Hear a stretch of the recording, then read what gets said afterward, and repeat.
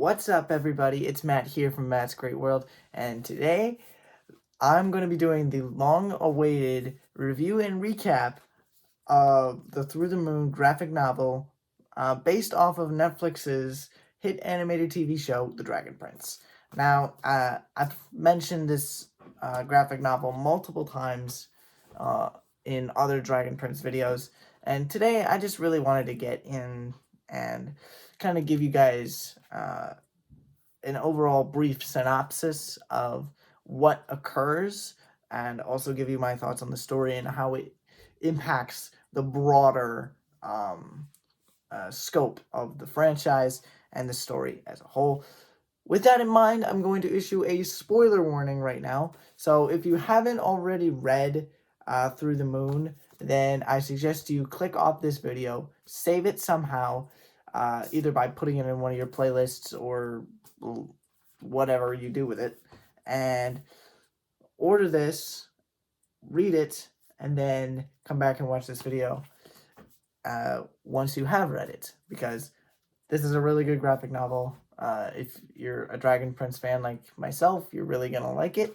And if it's your first introduction to the series as a whole, it's definitely worth a read. So, with the spoiler warning out of the way, let's get started with my review and recap of the Through the Moon graphic novel. So, the graphic novel takes place a few weeks after the Battle of the Stormspire at the end of Season 3 of The Dragon Prince, and a lot of things happened in that finale, but in regards to how it affects the graphic novel, Callum and Rayla kind of confess their love for each other at the end of the battle.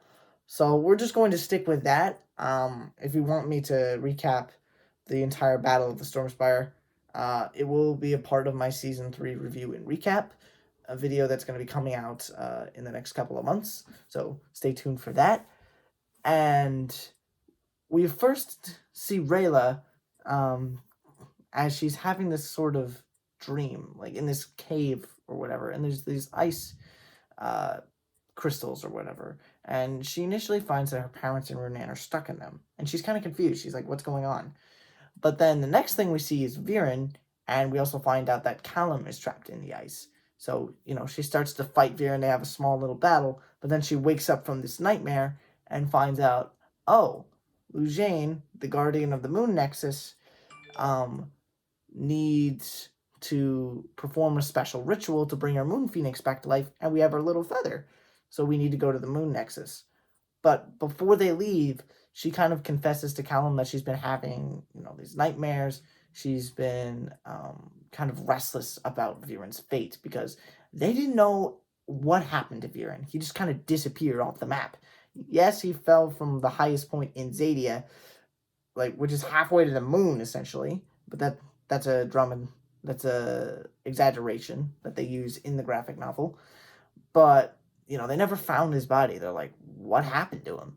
So, she's kind of upset that she doesn't know what happened to Viren. She doesn't know what happened to her parents or Runan, and she's just like, I don't know anything. And, Callum suggests that they look at this journey to the Moon Nexus as a bit of a vacation. And Rayla's like, you know what? A vacation is probably what I need. And then on the next scene, we see them walking up the slope, and this is where we get introduced to Lujane and her new boyfriend, Alan. Now, for those of you who don't know who Alan is, and you've seen the show before, he's this big hulking dude who fought the smaller guy with the mustache in season 2 who had the Sunforge blade. But anyway, back to the graphic novel. They meet up with Lujane, and they kind of see that Lujane and Alan are kind of working together to make their illusions that protect the Moon Nexus a little more realistic and a little more frightening. And we then see them all having a dinner at the Moon Nexus, and Callum eventually shows off his magic, but not before Lujane brings up that Callum and Rayla are kind of a thing, and she's noticing that, which I thought was kind of a cute moment overall, kind of seeing that Callum also almost spilled the beans on their first kiss. And Rayla's like, no, no, no, no, no, no, no, no, don't go there. Don't go there, because I already told you not to. If any of you know what I'm talking about, and you've seen season 2 of The Dragon Prince, and you saw that, and you know what I'm talking about from the graphic novel, can't blame Rayla for her reaction there. Anyway, that's a side tangent. I could go on forever, but I'm going to try to stay on track here. Excuse me. From there, we kind of see the ritual that is used to bring Fifi back to life. And she's just born as this tiny little moon phoenix chick, which is so adorable. You thought Zim was adorable in the first 3 seasons? This thing is on another level. I mean, probably one of the cutest animals I've ever seen in The Dragon Prince so far. And then Callum and Rayla have this honest conversation with one another. And eventually they kind of get a little mad at each other because, Rayla's like, I don't understand what happened to them.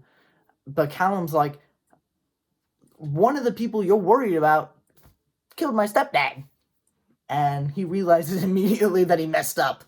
And then in the next scene, we see Rayla having that same nightmare again. She wakes up screaming Callum's name.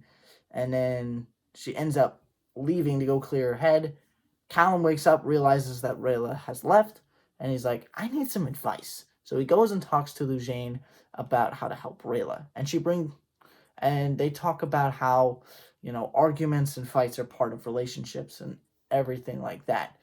And Lujane also apologizes for thinking that Callum couldn't do magic. She gives him some moon opals.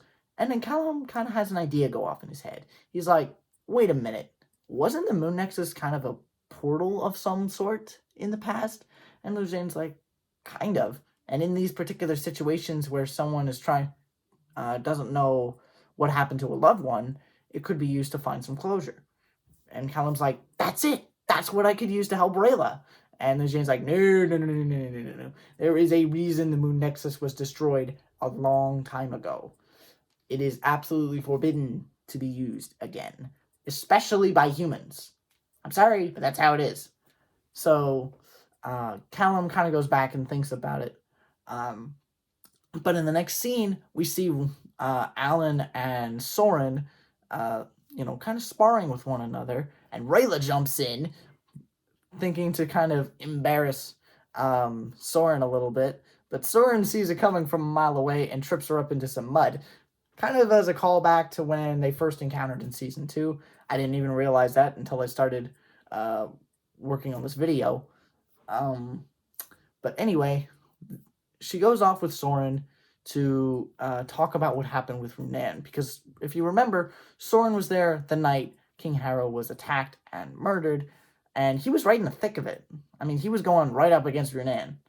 And he isn't really able to provide any answers because he's like, well, my dad took him, but I don't know what happened from there. The rest of the bodies got turned like this magic ash sort of thing, but I don't know what happened to the other guy. I'm sorry, but and Rayla obviously is kind of left reeling and distraught. So she eventually goes back and spars with Alan and Soren a little more. And in the next scene, we see her walk in and start talking to Callum. And Callum talks about how he talked to Lujane and found out about how the Moon Nexus kind of works. And Rayla's a little surprised. She's like, wait a minute, you can do moon magic now? And he's like, kinda. I've got some moon opals, that'll help. So Callum eventually convinces Rayla to do this, but there's one caveat. She's got to jump into the water. And Rayla hates water. Like, everybody knows this about Rayla. Like, she will not go in the water at all. Like, that is not her mojo. So Rayla hesitates a little bit, but she's like, okay, I'm going to do this. And then Callum's like, great, but if there's any sign of trouble, I'm going in after you. And Rayla's like, whoa, not a good idea. Callum shuts her down right away, though. Callum being Callum. He's like, that's just the way it is. You're not fighting me on this. And, they both agree. But then they're like, how are we even going to get this to work? Because we got to rebuild everything. And then Callum's like, I think I know who we can talk to. And the next morning, they go and talk to Alan about helping to rebuild the moon nexus structures. And Alan's like, "There's no way we're gonna be able to build this and hide it, because we're gonna need a whole lot of people to rebuild this whole thing." But Callum's like, "We don't need to rebuild the whole thing. We just gotta rebuild enough of it so that we can actually do what we want to do." And Alan's like, "That could work." So over the course of the next several days, they start working on the moon nexus reconstruction ahead of the full moon. And this is when, after the whole thing is completed, that everyone goes off thinking, "Oh, well, we're going to surprise Lujane with a cool little illusion in the morning," and stuff like that. Rayla and Callum stay behind to catch their breath. But then Callum, he's like, "All right, time to use my new moon magic to the test." So he performs the ritual to open the moon nexus, and it immediately catches Luzane's attention. She's like, "Oh, not good," and immediately bolts after them. And Callum and Rayla notice, and Callum tells Rayla to just get into the moon nexus as quickly as she possibly could, and she sprints off running, and she eventually gets in. But as she jumps in, she's like, "Oh wait, this is a bad idea." But it's too late. She's already midway there, and she's like, "Well, this is gonna suck." And eventually, she does get into the moon nexus and comes out on the other side in this like almost dream state kind of place, almost like some kind of weird magical dream or whatever. That's just kind of taking her back to the night that King Harrow was assassinated. And eventually she gets cornered by the rest of the troop that she was with.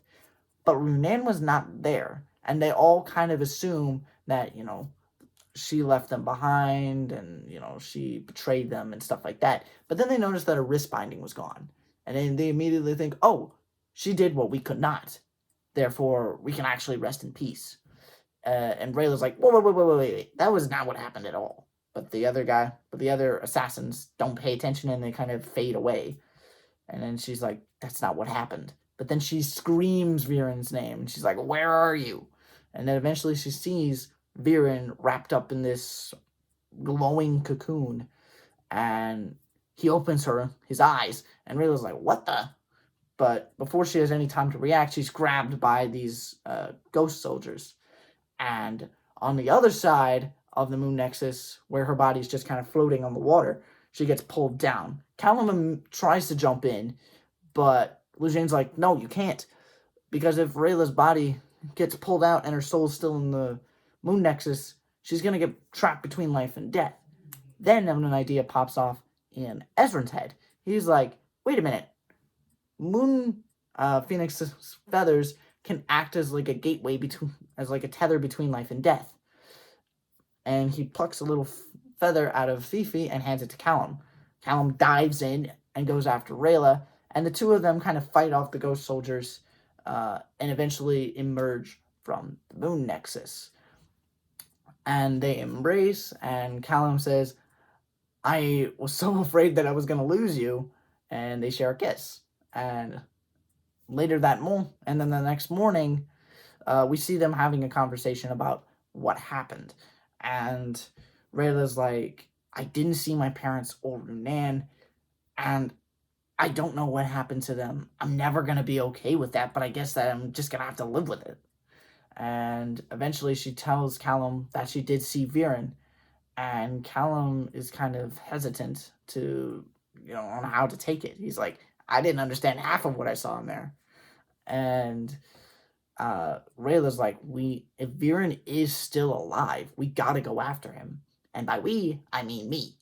So Rayla is insisting that she go after Viren. But Callum's like, "Hold on. If you're going after him, so am I. We're gonna go together."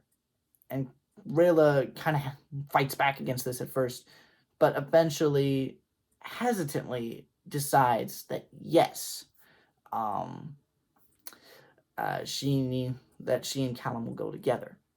But we also find out that a very common saying that she learned growing up is that white lies are a shield to protect the ones you love. Um, and, or something along those lines. I forget the exact way it was said.